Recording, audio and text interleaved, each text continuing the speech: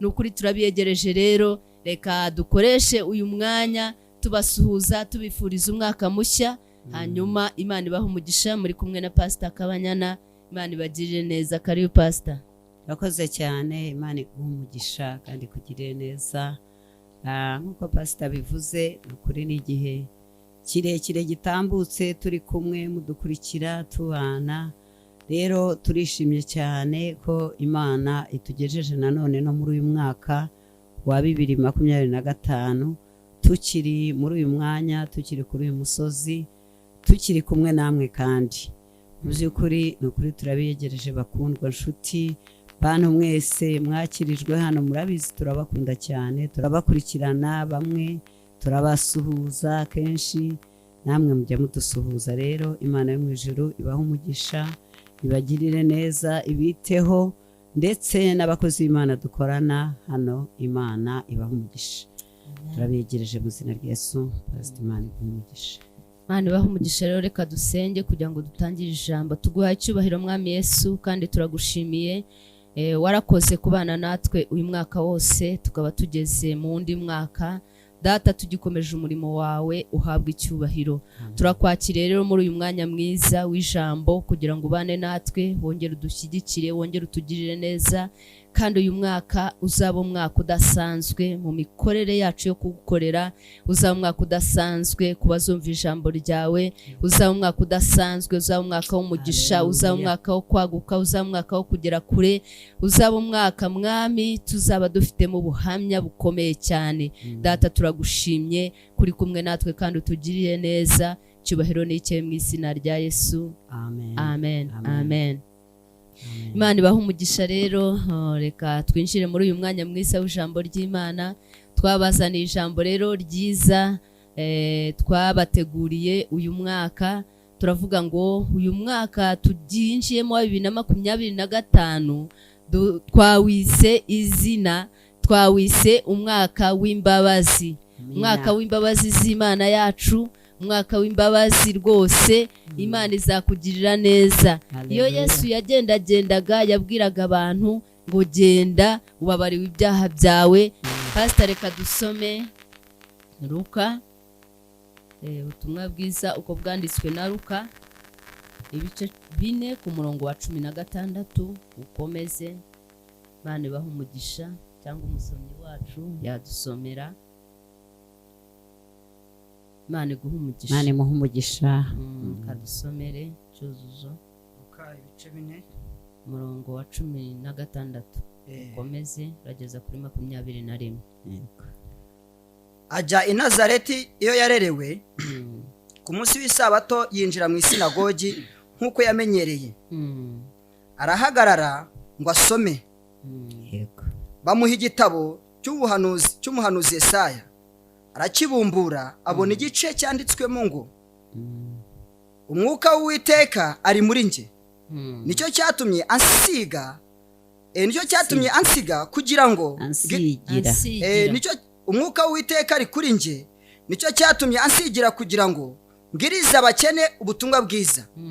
Yantumye kumenyesha imbohe ko zibohorwa, n'impumyi ko zihumuka, no kubohora ibisenzegeri, no kumenyesha abantu iby'umwaka umwami agiyemo imbabazi. Amaze kubumba igitabo, agisubiza umurinzi w'inzu, aricara. Abantu bose bari mu isinagogi baramutumbira. Nuko atangira kubabwira ati, uyu munsi ibyo byanditswe bisohoye mu matwi yanyu. Nuko atangira kubabwira ati, uyu munsi ibyo byanditswe bisohore mu matwi yanyu. Bisohoye mu matwi yanyu. Bose baramushima, batangazwa n'amagambo meza avuye mu kanwa ke, bati, mbese aho uyu si we mwene Yosefu? Imana iguhe umugisha. Yesu ashimwe cyane. Amina.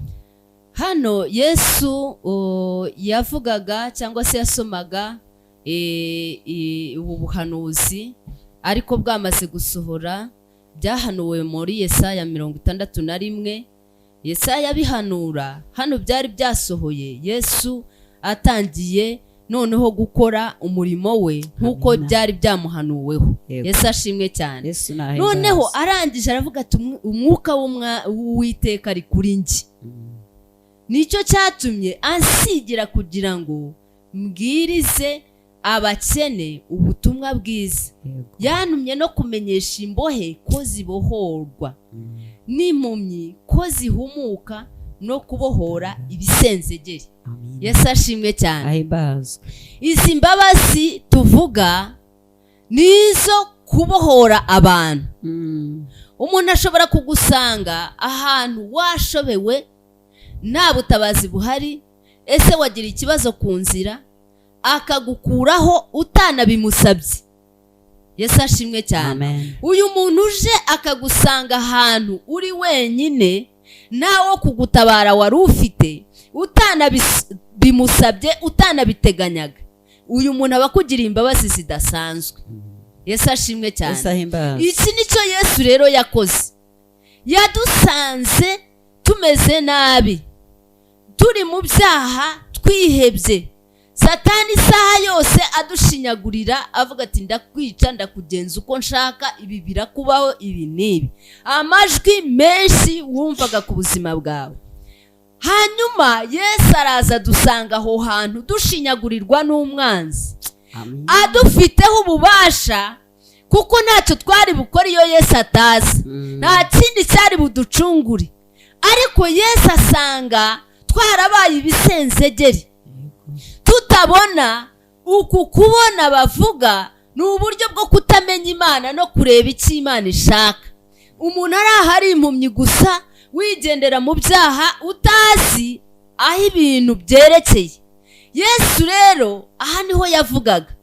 Aravuga ati muhumure, umwuka w'Umwami Imana ari kuri njye. Yesu ashimwe cyane. Bivuze ngo amafaranga ntago yashoboraga kuducungura. Bivuze ngo imbaraga z'umuryango ntizashoboraga kudukura aho hantu, ahubwo twashoborwaga gukurwayo n'Umwami Yesu. Kubera iki? Yarasigiwe kugira ngo adukure muri ubwo bubata. Yesu ashimwe cyane. Haleluya.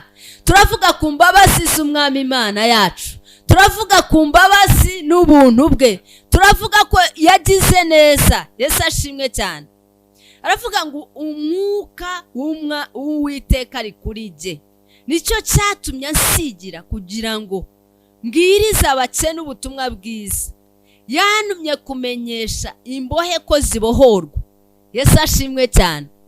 Uyu munsi hari itangazo. Ushobora kuba uri imbohe. Imbohe bivuze iki? Ushobora gukora amakosa bakagufata bakagushyira ahantu bakakuboha. Ariko uyu munsi itangazo riravuga ngo Umwami Yesu yaje kukubohora. Ushobora kuba waraboshywe n'ibyaha, ushobora kuba waraboshywe n'ubuzima runaka, ugenda ariko wumva uri imbohe. Nagira ngo utangarize uyu mwaka yuko Umwami Yesu aje kukubohora, aje kukugirira neza. Ni itangazo. Iri jambo riravuze ngo no gutangariza imbohe ko zibohorwa nuko uzitangariza. Yesu ashimwe cyane. Ubu hari itangazo. Yesu arimo aratanga itangazo. Aravuga ngo wambohewe, ahantu ubohewe, nagira nkubwire ko nje kukubohora. Icyo usabwa ni iki? Ni ukwakira iryo jwi ry'Umwami uje kukubohora, ukabyemera, ukakira kubohoka. Yesu ashimwe cyane. Nicyo cyazanye Yesu. Icyazanye Yesu ni ukukubohora muri izo ngo y'ibyaha. Icyazanye Yesu ni ukugukiza ibyo byaha, ni ukugukiza izo ndwara, ni ukugukiza ubwo buzima butameze neza. Babandi mujya muvuga ngo inyatsi, babandi mujya muvuga ngo ariko ngo njyewe ngo byarancanze. Yesu araza akabicangura ukajya ku murongo. Yesu ashimwe cyane. Hanyuma aravuga ngo no kumenyesha imbohe ko zibohorwa, n'impumyi ko zihumuka, no kubohora ibisenzegeri. Yesu ashimwe cyane. Dore icyazanye Yesu ni icyo ngicyo, ni ukugira ngo akugirire imbabazi. Impumyi, we wahumye utareba icyo Imana ishaka, ujya kureba ukabona ibipfuye gusa, wareba ukabona ubusambanyi gusa, wareba ukabona ukwiriye kwiba gusa, wareba ukabona nta munezero uhari, wareba ukabona nta byiza, ariko Yesu aje kuguhumura noneho ngo urebe ibyiza. Yesu ashimwe cyane. Uyu mwaka Yesu araguhumura, Yesu araguha kureba ibyiza, Yesu araguha kureba ibihesha amahoro, Yesu araguha kureba ibitunganye. Ubundi warebaga ukabona ibipfuye gusa, ukabona ibidafite umumaro, ukabona ibikujyana mu byaha, ukabona ibyaha gusa, ntubone icyiza. Ariko Yesu iyo umaze kumwakira akora kuri ayo maso yarebaga ibyaha gusa, akaguhumura ukareba neza, ukareba ibitunganye. Yesu ashimwe cyane. No kubohora ibisenzegeri. Yesu ashimwe cyane. Ibi bisenzegeri ni ibihe? Ni ukuba mu buzima bwashize budafite amahoro, budafite umunezero, budafite icyerekezo, budafite ibyishimo, budafite ejo hazaza. Yesu ashimwe cyane. Ibyo nibyo bisenzegeri. Umuntu kubona agenda ariko muri we imbere atariho, yarashize atameze neza. Ariko turagira ngo tugutangarize ko uyu mwaka ari umwaka wo kugirirwa neza n'umwami, ibisenzegeri bigakira bikaba bizima. Haleluya. Yesu ashimwe cyane. Uyu mwaka turakubwira ngo Imana izakugirira neza, igukure muri ubwo busenzegeri. Ese ni ubushomeri, urumva utameze neza, washatse akazi urakabura, mu izina rya Yesu uyu mwaka ukabone, Imana igukure mu buzima bw'ubusenzegeri. Haleluya. Yesu ashimwe cyane. Ni abantu bageze mu myaka za 50, 40, ubona nta cyerekezo cyo gushaka, ubona nta cyerekezo cy'urugo. Turagira ngo tukubwire ngo uyu mwaka ni wakira umwami Yesu, ni wizera ijambo rye, aragukura muri ubwo busenzegeri, akuremera ubuzima, akuremera urugo. Nicyo duhanura muri uyu mwaka. Yesu ashimwe cyane. Agukure muri ubwo buzima, agukure muri ubwo bwihebe, agukure muri uko kugubwa nabi, aguhe kugubwa neza. Yesu ashimwe cyane. Icyo nicyo cyazanye Yesu. Izo nizo mbabazi z'umwami tuvuga. Ntabwo uba wabimusabye, ahubwo araza akakugirira imbabazi utigeze umubwira ngo mbabarira. Ariko iyo umaze kumva ijwi rye ukavuga uti mbabarira, uramwakira, ukagubwa neza, ukagira amahoro, akagukiza. Yesu ashimwe cyane. No kumenyesha abantu iby'umwaka umwami agiriyemo imbabazi. Yesu ashimwe cyane. Turatangaza imbabazi uyu mwaka.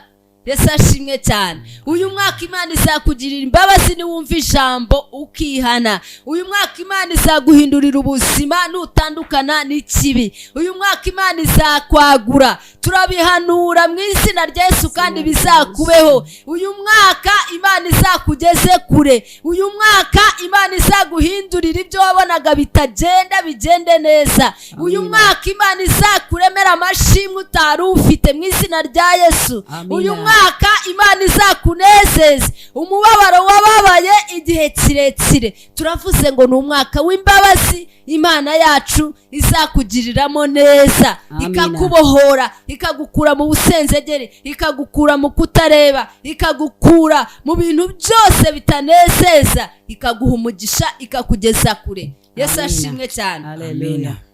Yesu ahabwa icyubahiro cyane. Yesu rero yabivugaga byarahanuwe, ariko byari byasohoye. Ababwira noneho uwo bavugaga uwo ari we, ababwira noneho ibyo bahanuraga yuko byasohoye. Turagira ngo tukubwire mwene data, wakire kandi umwami azakugirire neza muri uyu mwaka. Uzabone imbabazi z'Imana, uzabone kugirwa neza, uzabone kwaguka, uzabone gutera imbere, uzabone kwihana, uzabone kubana n'umwami, uzagere kure mu izina rya Yesu. Pastor, Imana iguha umugisha. Ni karibu, wakomereza cyane. Imana iguha umugisha. Twumvaga iby'umwaka w'imbabazi, ibikorerwamo umwaka w'imbabazi. Mu by'ukuri uyu mwaka w'imbabazi watangiranye n'ubutumwa bwiza bwa Yesu Kristo. Yesu ashimwe cyane. Yesu ashimwe. Ubwo butumwa bwiza nibwo bwazanye imbabazi ku bugingo bwacu.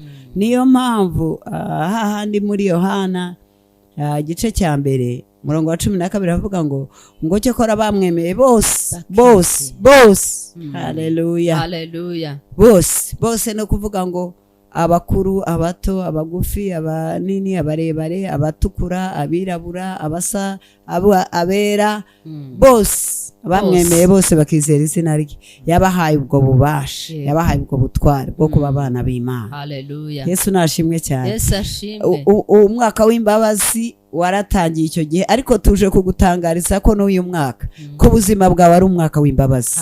Haleluya. Nkuko twumvaga mu ijambo ry'Imana, birashoboka ko imyaka yatambutse hari ibitaragenze neza, ariko nshuti mukundwa, tuje kukubwira nanone ko uri mu mwaka w'imbabazi. Reka ukurura imbabazi z'Imana muri uyu mwaka, bikubere bishya uyu mwaka, wumva imbabazi z'Imana zibaye nshya ku buzima bwawe. Birashoboka ko hari ibitaragenze neza, birashoboka ko utabonaga.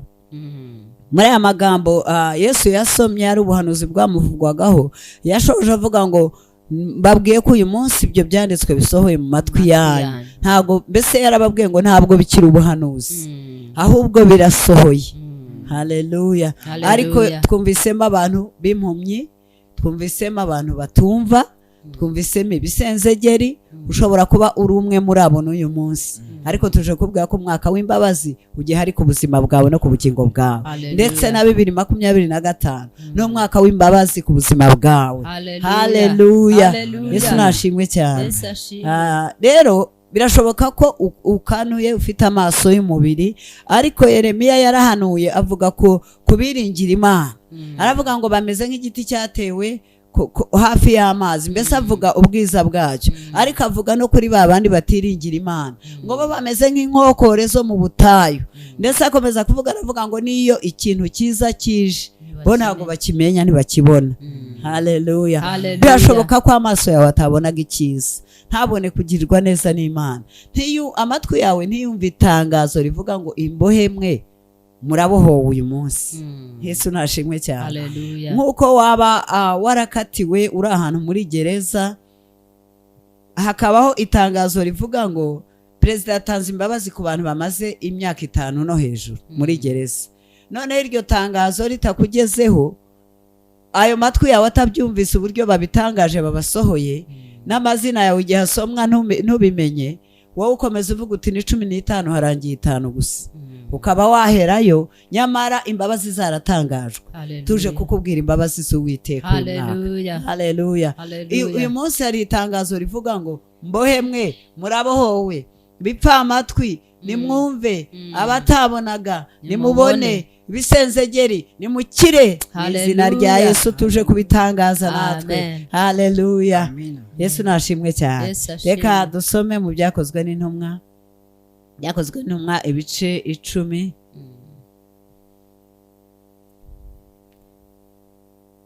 Reka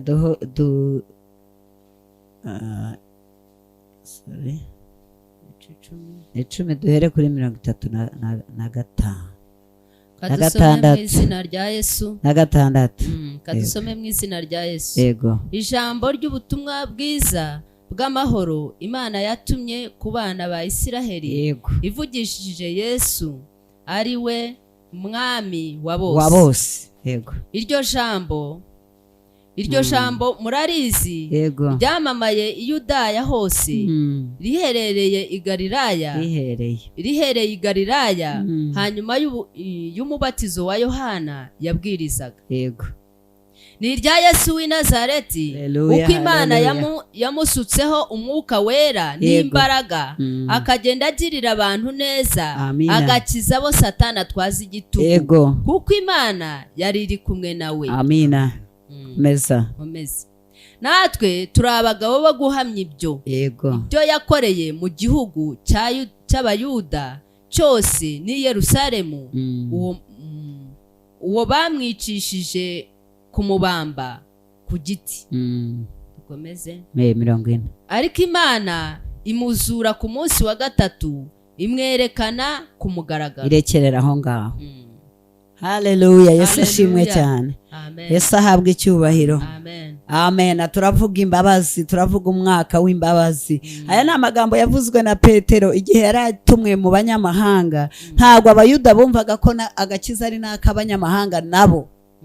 Bumvaga ari ak'Abisiraheli, ari ak'abayuda gusa. Yesu nashimwe cyane. Ariko avuga aya magambo aravuga ngo ijambo ry'ubutumwa bwiza bw'amahoro Imana yatumye ku bana ba Isiraheli ivugishije Yesu ari we mwami wa bose. Haleluya. Turashima Imana ko natwe Yesu ari umwami wacu, ari we mwami wa bose. Ati iryo jambo murarizi, iryo jambo murarizi, mwararyumvise, ryaramamaye kandi nta handi ryahereye i Galilaya, rirakomeza ndetse guhera igihe cy'umubatizo wa Yohana yabwirizaga. Yesu nashimwe cyane.